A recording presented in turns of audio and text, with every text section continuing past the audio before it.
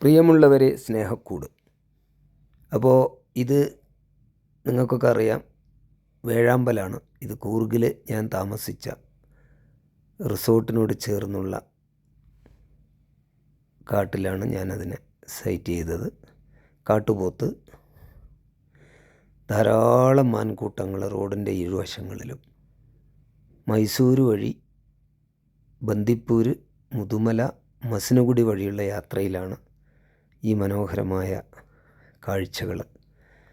ആനക്കൂട്ടങ്ങൾ, കുട്ടിയാനകൾ ഉൾപ്പെടെയുള്ള ആനക്കൂട്ടങ്ങൾ, കാട്ടുപോത്തുകൾ, പുള്ളിമാനുകൾ, ഇതൊക്കെ ഇങ്ങനെ കണ്ട് ഞങ്ങളിങ്ങനെ ആസ്വദിച്ച് മസിനഗുഡിയിൽ നിന്ന് ഊട്ടിയിലേക്ക് കയറി.